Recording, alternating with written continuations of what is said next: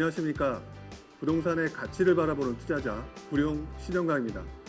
자, 오늘 이 시간에는 여러분들이 얼마 전에 보셨던 정부의 부동산 공급 대책, 이사 부동산 공급 대책을 보면서 21년도 부동산 시장의 방향은 어떻게 갈지에 대한 얘기를 간단하게 여러분들과 함께 이야기를 나누고자 합니다.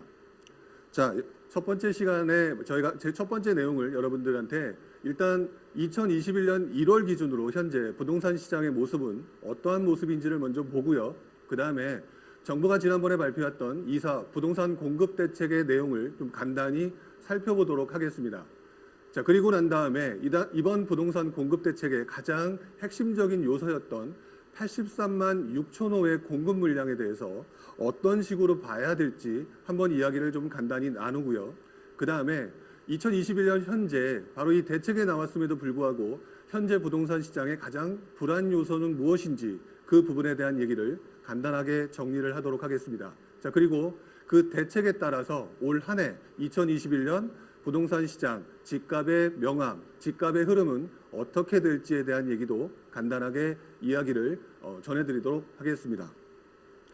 자, 첫 번째 2021년 1월 현재 부동산 시장에 대한 것들을 좀 간단하게 이야기를 좀 전해드리고자 합니다. 지금 현재 2월 기준으로 1월 달까지 어떤 시장의 모습을 보였느냐, 먼저 그 부분을 봐야 될 것 같은데요. 가장 처음에 볼 수 있는 부분은 지난 1월까지 서울의 강세장이 매우 확산되고 있었다라고 하는 부분입니다. 지금 보시는 것처럼 전년 동월 대비 2020년 1월 기준으로 2021년 1월과 2020년 1월을 비교해 보게 되면 그래프에서 보시는 것처럼 파란색 그래프가 굉장히 높게 나타나는 것을 확인할 수가 있습니다. 자, 그리고 서울 전체를 놓고 보더라도 2020년 1월과 비교해 보게 되면 거의 2배 이상의 상승률을 보이는 걸로 나타내고 있죠. 결국 이 말은 서울에 대한 선호도가 매우 증가하는 추세가 계속 이어지고 있고, 그 다음에 매수세 역시 매우 크게 증가하고 있다, 이런 부분을 확인할 수가 있습니다. 자, 그 다음에 그 중에서도 그래프에서 보시는 것처럼 노원구라든지 그 밖에 다른 지역들을 보면 외곽 지역에 대한 수요가 아주 굉장히 급증했던 것을 확인할 수가 있습니다. 즉 다시 말하면 사람들은 서울 중심부에서 외곽 지역까지 매수세가 크게 증가했다, 이런 부분을 확인할 수가 있는 것이죠. 자, 이는 투자자의 수요가 아니라 실거주 목적의 수요가 보다 폭발적으로 증가했다라고 하는 부분을 말씀드릴 수 있는 내용이고요. 전반적으로 봤을 때 서울의 모습은 실거주장의 확산 그리고 외곽 지역에 대한 수요가 증가하고 있다라고 간단하게 정리를 할 수가 있을 것 같습니다. 자, 그 다음에 수도권 부분을 좀 간단히 보도록 하죠. 자, 수도권도 거의 서울과 유사한 모습을 보이고 있습니다. 전년 동월 대비 경기와 인천을 포함한 매매가격 증감률을 보게 되면요, 2021년 1월 기준으로 전년 동월 대비해서 매우 높은 상승률을 보이고 있고요. 아까 좀 전에 보셨던 서울에 비해서도 매우 높은 상승률이 나타나고 있습니다. 자, 그리고 경기, 인천을 전부 다 총괄해서 보더라도 상승률은 약간 인천이 좀 부족할 뿐이지 전반적으로는 전년 대비해서 2~3배 이상의 상승률을 좀 보이고 있다라고 말씀드릴 수가 있을 것 같습니다. 자, 결국 이 말은 앞에서 보셨던 서울 집값, 높아진 서울 집값에 대한 부담감이 크게 증가하고 있고요. 자, 그 다음에 그러다 보니까 높아진 서울 집값을 감당하기 어려운 분들은 서울 근교 지역이라도 매수를 해야겠다는 사람들이 매우 크게 늘어났다는 것이 데이터상으로 확인될 수가 있다라고 말씀드릴 수가 있겠죠. 결국 그동안은 많은 분들이 고려를 하지 않았던 선호도가 낮은 수도권 외곽으로까지의 상승세가 지금 확산됨으로 인해서 서울, 경기, 인천 지역들 같은 경우는 거의 대부분의 실수요자들이 움직이고 있는 모습을 나타내고 있다, 이렇게 말씀을 드릴 수가 있을 것 같습니다. 자, 그러면 이 밖에 또 한 가지 지방 지역이 있겠죠. 자, 지방광역시를 한번 보도록 하겠습니다. 역시 지방광역시, 세종시를 좀 포함해서 한번 보게 되면요, 전년 동월 대비해서 세종시는 워낙 그동안 호재가 많았던 동네이기 때문에 좀 비슷하지만 나머지 지역 같은 경우는 역시 올 1월 기준으로 매우 높게 나타나고 있는 것을 볼 수가 있습니다. 다만 지난 12월 17일 작년이었죠. 조정지역이 지정되고 난 다음에 이었던 2020년 12월과 2021년 1월가를 비교해 보게 되면 상승세는 급격히 떨어진 것을 확인할 수가 있습니다.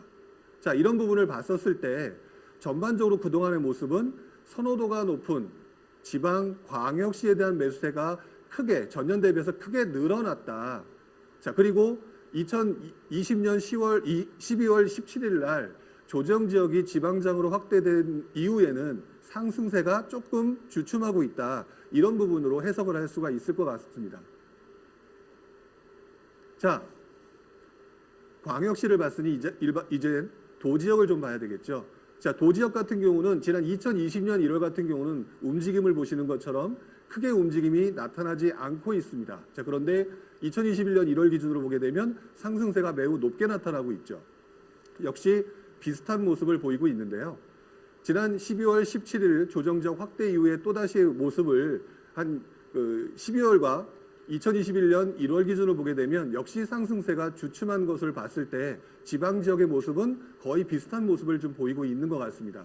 결국 크게 정리를 해보면 광역시뿐만 아니라 지방 전체로 상승세가 확산이 되었고, 그리고 12월 17일 날 조정지역 확대 이후에 상승세가 주춤하고 있는 것이 현재의 모습이다. 아까 보셨던 서울과 수도권과 비교해서 조정지역 확대가 들어간 다음에는 지방지역의 상승세는 조금 주춤하고 있다. 자, 이런 부분이 현재의 모습이라고 정리를 할 수가 있다는 얘기입니다.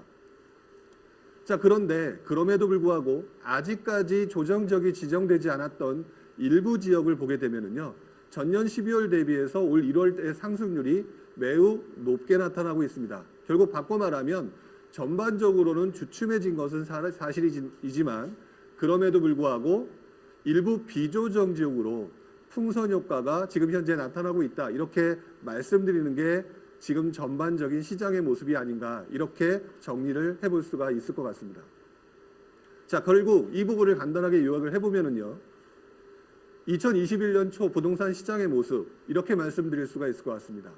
서울 수도권의 경우에는요, 실거주자의 매수세가 매우 활발하게 나타나고 있다. 자, 그리고 더 나아가서 서울권에서는 상대적으로 저렴한 외곽 지역의 매수세가 활발하다.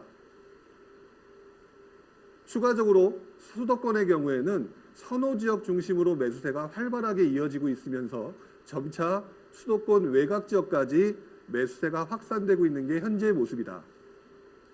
다만 지방의 모습을 보셔서 느끼셨겠지만 투자자들의 경우에는 지금 현재 지방으로 들어가셨던 모습에서 조금 주춤하는 모습을 보이고 있고요. 조정지역 지역 때문에.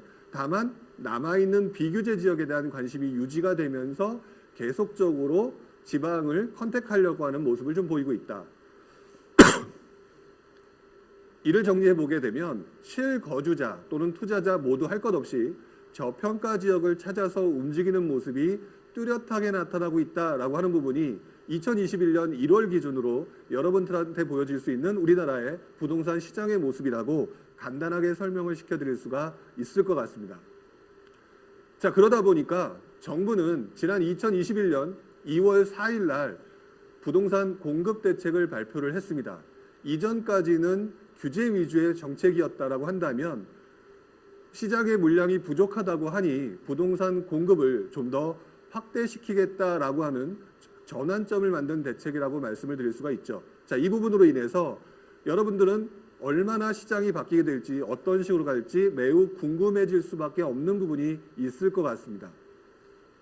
자, 그러다 보니까 이 부분에 대해서 한번 보면서 좀 간단하게 여러분들이 신경 써야 될 부분을 좀 정리를 좀 해보려고 하는데요. 일단 2월 4일 부동산 대책을 좀 간단히 확인해 보도록 하겠습니다. 2025년까지 전국 대도시, 그중에서도 서울 수도권이 아무래도 좀 많겠죠. 약 83만 호의 주택의 공급 부지를 확보하겠다. 즉 83만 호 정도에 되는 주택을 공급하겠다라는 의지를 보였습니다. 자, 그리고 그 공급 대책에 의해서 마련되는 내용들, 어떤 식으로 공급하겠다라고 하는 부분에 있어서는 도심 공공주택 사업을, 공공주택 복합 사업을 추진하겠다가 첫 번째고요. 그 다음에 두 번째, 공공 직접 시행 정비 사업을 실시하겠다. 그 밖에 도시재생을 위한 주택 공급을 하겠다. 마지막으로 공공택지 신규 지정을 하겠다라는 식으로 해서 모두 약 83만 6천 호를 공급하겠다라고 하는 얘기고요. 이 얘기를 들은 여러분들 입장에서 보면 상당히 많은 물량이다라고 생각이 드실 겁니다. 그 내용을 조금 더 좀 자세히 살펴보게 되면은요. 지금 보시는 것처럼 서울, 경기, 인천 그리고 나머지 5대 광역시 포함해서 모두 83만 6천 호입니다. 자, 그런데 이번에 나왔던 마지막 부분 공공택지 신규 지정 부분은 아직까지 발표가 되지는 않았습니다. 자, 그러다 보니까 이 부분이 물량이 가장 많지만 이 부분은 일단 제외를 하도록 하고요. 일단 정비사업 부분, 아까 말씀드렸던 공공직접시행 정비사업 부분, 그리고 도심공공주택 복합사업 부분이 가장 많은 물량을 차지하고 있다라고 보게 돼야 될 것 같은데요. 이 물량들을 합하게 되면 약 33만 2천 호 정도가 나오고 있습니다. 자, 그러면 그동안 정부가 공급을 확대하기 위해서 정말 많은 대책이 나왔었죠. 자, 그 주택 중에서 서울하고 인천, 경기에 이렇게 많은 물량이 쏟아진다. 결국 이렇게 되니 부동산 시장의 가격은 안정될 수밖에 없지 않겠느냐. 자, 이렇게 생각할 수가 있을 것 같습니다. 자, 지금 보셨던 서울, 인천, 경기 약 61만 6천 호. 단순히 이 물량을 2025년까지 간단하게 그냥 나누기를 했을 때는 약 12만 호 정도가 연간 공급된다는 양이 되는데 이 물량 자체도 어쨌든 시장에 엄청난 물량의 공급을 해주는 것이라고 말씀을 드릴 수가 있겠죠. 자, 그렇다면 서울 수도권에 기본적으로 필요한 실제 수요는, 신규 주택 수요는 한 얼마 정도 되는 게 맞을까요? 그동안 정부가 발표했던 대책 중에 바로 그 내용이 나와 있는 부분이 하나가 있습니다. 지난 2018년 9월 달에 발표됐던 수도권 주택 공급 확대 방안에 나왔던 내용 중에 하나인데요. 여기 내용에 한번 보시게 되면은 이렇게 나와 있습니다. 국토연구원 자료에 의하면 수도권은 약 22만 호, 그 다음에 서울은 약 5만 5천 호, 합해서 약 28만 호 정도가 매년 신규 주택 수요가 필요로 하다. 자, 이런 내용이 나와 있죠. 자, 그러면 아까 좀 전에 말씀드렸던 80몇만 호, 자, 거기다가 그동안 발표했던 3기 신도시 약 20만 호. 자, 이 부분을 합쳐서 보고요. 그 다음에 그동안 공급하겠다고 했던 추가 택지들, 그리고 아직 발표를 하지 않았지만 나온다라고 하는 추가 택지 부분. 자, 이 부분을 합쳐놓고 보게 되면 엄청난 공급량이 될 수밖에 없습니다. 우리가 간단히 보기에는 심리적으로 매우 놀랄만한 공급량일 수밖에 없는 것이죠. 자, 그렇기 때문에 이 부분에 대해서 좀 더 세밀하게 봐야만이 올 한 해 2021년 시장의 분위기를 판단할 수 있지 않을까라는 생각을 해보게 되는 것 같습니다. 자, 그러면 83만 6천 호에 대한 공급 물량 어떻게 봐야 될지라고 하는 부분을 조금 한번 세부적으로 좀 살펴봐야 될 것 같은데요. 일단 그 전에 말씀을 드리기 전에 그동안 정부가 발표했던 실제 상황을 가지고 한번 유추해 볼 수 있는 자리를 만들어 보도록 하겠습니다. 자, 여러분들이 알고 계시겠지만 공급을 늘리기 위해서 가장 먼저 정부가 했던 내용 중에 하나가 바로 지난 2019년 5월 3기 신도시 발표였습니다. 보시는 것처럼 2019년 5월 달에 제3차 신규 택지 추진 계획이라고 발표를 했는데요. 이게 바로 우리가 잘 알고 있는 3기 신도시에 대한 내용이었죠. 자, 그리고 이 3기 신도시를 추진을 하겠다라고 한 이후에 2년 정도의 시간이 지났습니다. 그리고 이번에 보시는 것처럼 신문 기사에 이런 내용들이 나오죠. 올 7월부터 사전 청약을 실시하겠다. 이 말은 2021년에 나왔던, 얼마 전에 나왔던 기사인데요. 이 내용이 이렇게 나와 있습니다. 사전 청약은 본 청약에 앞서서 약 1, 2년 정도 조기 공급하는 제도다. 이렇게 표현하고 있습니다. 자, 이 말을 다시 한번 좀 더 생각을 해보게 되면 지금 벌써 2019년에 발표했던 3기 신도시, 빨리 진행을 하겠다고 했던 이 신도시 역시 벌써 시간이 2년 정도 지났다라고 하는 것을 확인할 수가 있죠. 정리를 해보면요. 2019년 5월 달에 신도시 발표를 했죠. 자, 그 다음에 2021년 올해 7월 달에 사전 청약을 실시한다고 합니다. 자, 그리고 난 다음에 2년 후에 다시 본 청약을 실시를 하겠죠. 그리고 난 다음에 아마 실제로 주택 공급이 시작이 되기 위해서는 이제 건설 기간이 발생하게 될 겁니다. 자, 그리고 난 다음에 여러분들이 기대하던 3기 신도시 입주하는 모습을 보이게 될 텐데요. 자, 이 부분을 합쳐보게 되면은요, 이미 발표 후 2년이 지났습니다. 자, 그리고 보시는 것처럼 본 청약까지 앞으로도 2년이 남았죠. 그리고 건설 기간 3년 정도가 더 남았습니다.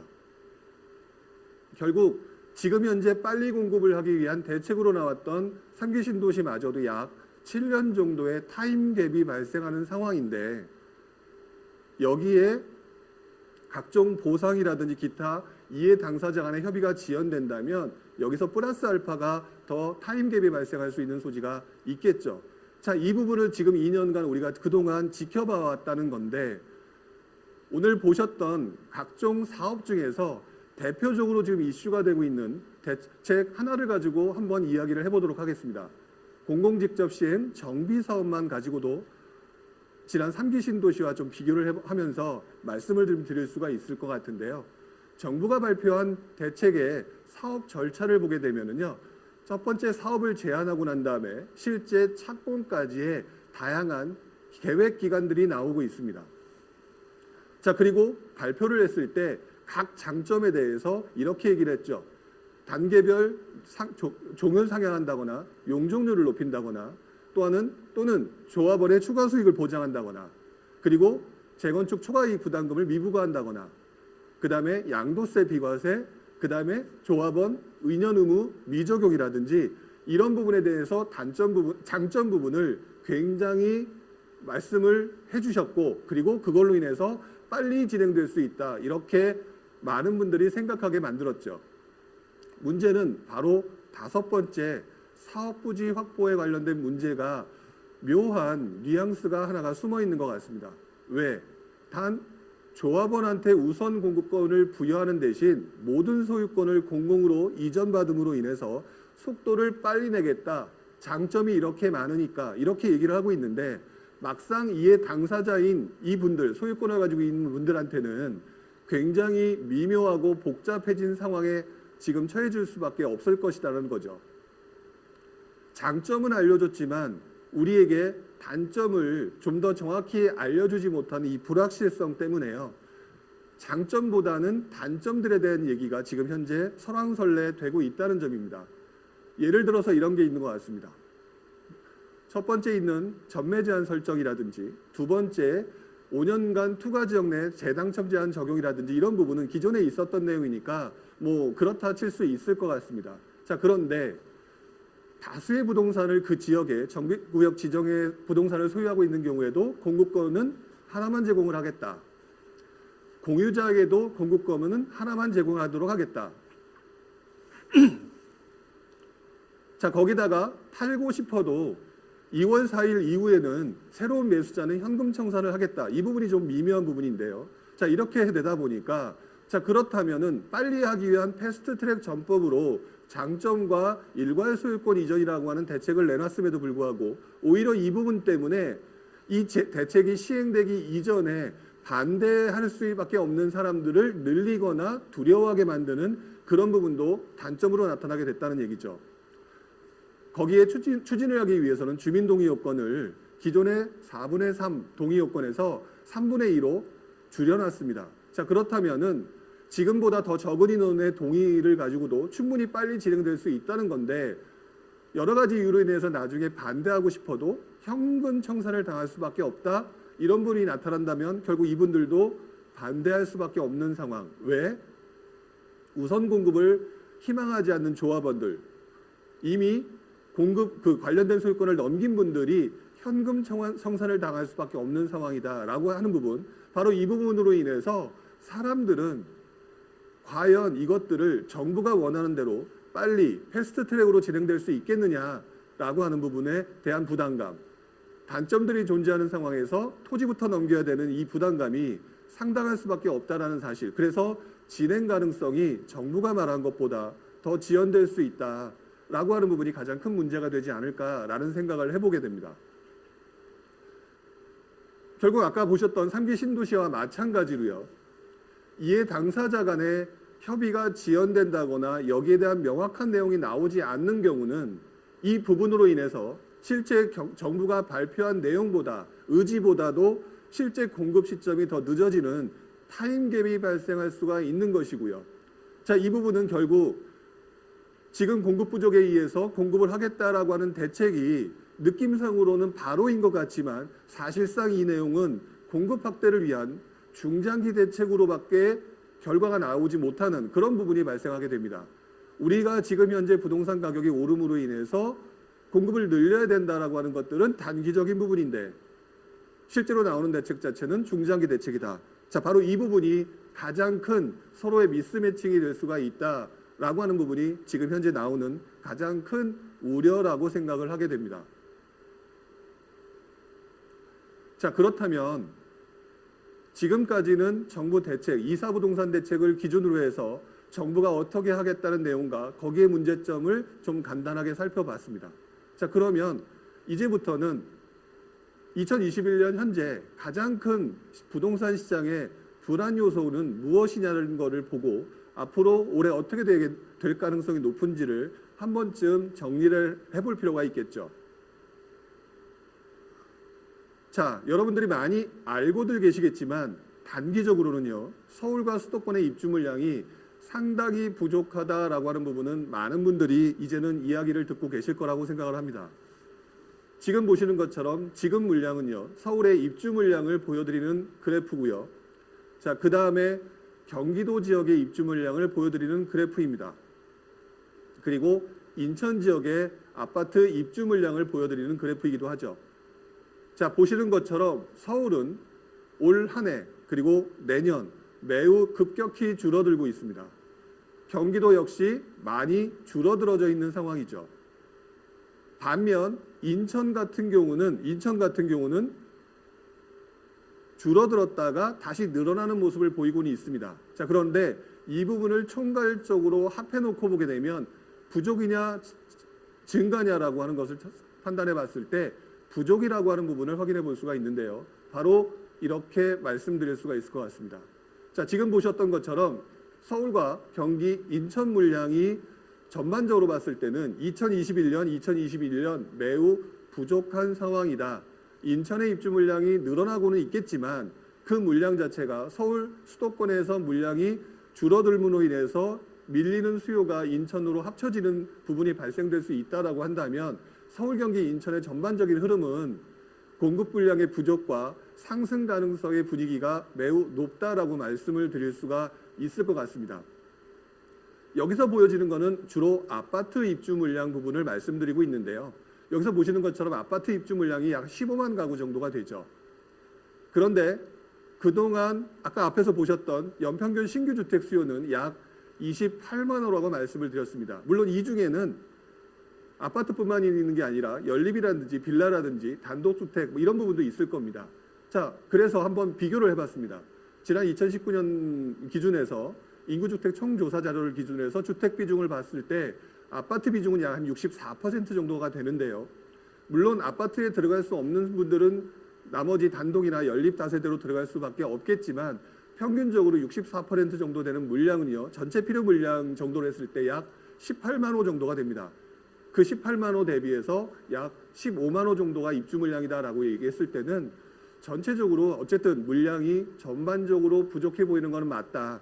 또는 반면에 연립이나 다세도가 늘어날 수는 있을 겁니다. 그래서 일부는 분명히 그쪽으로 수요가 넘어갈 수는 있겠지만 기본적으로 사람들이 원하고 있는 수요는 아파트이기 때문에 이 부분을 가지고 생각을 해본다면 아파트가 선호도가 높은 아파트에 대한 추가 수요, 그 다음에 원하는 수요들을 포함했을 때는 서울과 수도권의 물량은 전체적으로 부족해 보인다라고 말씀을 드릴 수가 있겠죠. 더구나 2021년, 22년에 지역별 입주 물량 편차가 되게 심해서 이 부분이 지역 간 상승세를 만들어낼 수 있는 소지가 매우 높아 보이기도 합니다. 일단 서울, 경기, 인천을 보여드렸는데요. 지금 최근에 퍼져나가고 있는 경기도 지역을 한번 보도록 하겠습니다. 서울 지역은 워낙 물량이 부족하다는 걸 알고 계시니까 경기도 지역을 먼저 볼 텐데요. 자, 서북부 지역의 물량 추세입니다.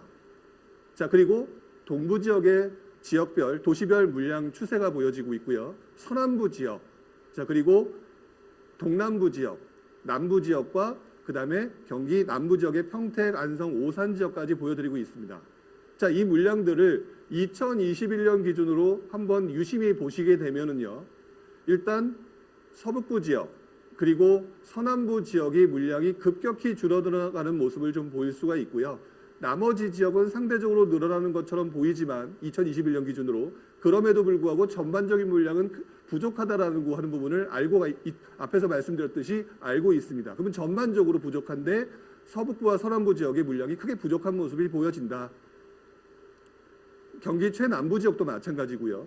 자, 그다음에 2022년까지 가서 봤을 때는 역시 많은 지역의 물량들이 다시 크게 줄어들고 있는 모습을 보여지고 있죠.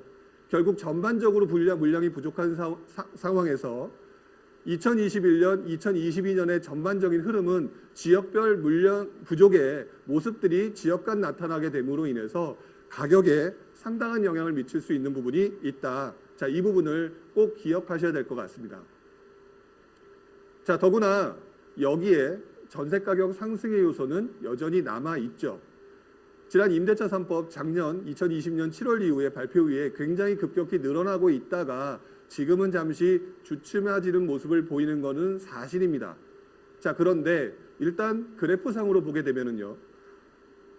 1월 기준 제일 마지막 부분을 보게 되면 상승세가 줄어든 건 맞지만 과거 이전의 모습에 비해서는 역시 상승세의 연결 추세는 계속해서 이어지고 있는 것을 확인할 수가 있고요. 경기도도 역시 마찬가지. 자, 그다음에 인천도 역시 마찬가지입니다. 결국 이렇게 작년 7월 이후부터 보여졌던 모습을 봤었을 때는 이 부분이 여전히 발화점으로 상승의 발화점으로 남을 수 있는 소지가 매우 높다. 결국 계속 2020년 7월 이후에 임대차 3법 이후 촉발된 그 가격의 상승세는 여전히 유지가 되고 있다라고 하는 부분을 말씀을 드릴 수 있고요. 물론 이것을 이용해서 전세 갭 투자를 하시는 분들로 인해서 최근 전세가 늘어나는 것은 사실입니다만 반면에 전세 가격 상승이 오히려 차라리 매수를 하겠다고 하는 매수 수요로의 이전 심리가 나타남으로 인해서 전세 가격은 주춤하고 있지만 매매 가격으로 전이되는 현상까지 나타나고 있다. 이 부분을 생각해 보게 되면 전세 가격의 움직임이 여전히 시장에 영향을 미칠 수 있을 가능성이 높다라고 말씀을 드릴 수가 있겠죠. 자, 이러한 현상들은 지금 서울 수도권만 보고 말씀을 드렸지만 지방도 비슷한 모습을 보입니다. 보시는 것처럼 부산이라든지 대구도 역시 올 1월 상승세는 주춤한 모습을 보이고 있었지만 그 이전의 상승세에 비하면 역시 뚜렷한 상승세의 모습을 보이고 있고요. 그 다음에 나머지 지역들 아산과 거제 같은 경우는 비조정 지역에 해당되는 지역이니까 이 지역을 가지고 보더라도 전반적으로 들쑥날쑥하지만 전세 가격의 움직임은 매우 강한 모습을 좀 보이고 있다. 자, 이런 부분으로 봤었을 때 어쨌든 올 한 해 전세 가격의 움직임과 여기에 따른 매매 가격으로 매매로의 수요가 전환되려고 하는 부분, 바로 이 부분을 정말 신경을 많이 쓸 수밖에 없다라고 생각을 하셔야 될 것 같습니다. 특히나 지방 같은 경우는요. 서울과 수도권은 가격이 워낙 높다 보니까 매매가 대비 전세가 비율이 조금 낮은 경우가 많습니다만 지방 같은 경우는 매매가 대비 전세가 비율이 현재 70에서 80% 정도의 수준을 보이고 있습니다. 이 말은 전세 가격이 조금이라도 올라가게 되는 경우에 곧바로 매매 수요로 전환될 수 있는 소지가 여전히 남아있다라고 말씀을 드릴 수가 있다는 말이죠. 결국 서울과 수도권의 올 한 해의 분위기, 앞에서도 말씀드렸던 것처럼 여러 가지 이유가 있겠지만 공급의 부족이라고 하는 부분과 그 다음에 전세 가격의 움직임, 거기에 따른 매매 수요로의 전환, 이 부분이 올 한 해에 영향을 미칠 수 있는 가장 큰 요인이다라고 말씀을 드릴 수가 있을 것 같다는 얘기입니다. 자, 그러면 이번 대책에 따른 2021년 올 한 해 집값의 흐름, 명암은 어떤 식으로 진행될 가능성이 높을까요? 앞에서 간단하게 설명을 드렸었지만 지난 작년부터 올해까지의 흐름으로 봤었을 때 서울, 수도권, 지방의 모습은 굉장히 강한 모습을 보였습니다. 자, 거기에다가 올 한 해 지금 현재 전세 가격의 움직임의 강세로 인해서 분위기가 계속 넘어가려고 하는 계속 유지되려고 하는 이 상황에서 정부의 부동산 공급 대책이 나왔죠. 자, 그러므로 인해서 사람들이 지금 현재 매우 여러 가지 이야기들을 하고 있는 것은 맞지만 어떤 면에서는 이거는 심리적으로 부동산 공급을 늘릴 거다라고 하는 부분에 대한 어떤 느낌적인 측면에서는 도움이 될 수 있지만 내용 자체를 자세히 살펴보게 되면 약간 중장기적인 대책일 가능성이 높아서 올 한 해에 영향을 줄 수 있는 요소는 약간 심리적인 요소이지 실제 물량으로서 줄 요소는 아닌 것 같다라고 설명을 좀 드려야 될 것 같습니다. 결국 이번 2사 부동산 대책을 간단히 좀 얘기를 해보게 되면은요, 이번 공공주도 3080 대도시권 주택공급 획기적인 확대 방안 이렇게 해서 나왔던 이 대책은요, 사실상 제가 볼 때는 중장기적인 대책이다. 자, 그리고 중장기적으로 공급이 증가할 수 있는 것은 분명히 맞지만 사실상 2021년도에는 영향을 줄 가능성이 심리적인 부분 외에는 부족하다. 자, 그런데 2021년도에는 분위기가 공급 물량 자체는 분명히 줄어들고 있다. 자, 그렇다면은 결국 중장기 대책의 방향성으로는 장기적으로 공급이 늘어가기 때문에 가격이 하락 또는 안정화가 될 수 있다는 면에 대해서는 충분히 맞다라고 판단할 수 있겠지만 2021년, 물론 또 2022년은 또 다음 진행되는 정책이라든지 기타 상황을 좀 봐야겠지만 단기적으로는 공급 감소에 대해서 뾰족한 대책이 나왔다고 보기는 매우 어렵다라고 말씀을 드릴 수가 있을 것 같습니다. 자, 마지막으로 이제 2021년 시장 부분에 대해서 간단하게 그러면 정리를 해보도록 하겠습니다.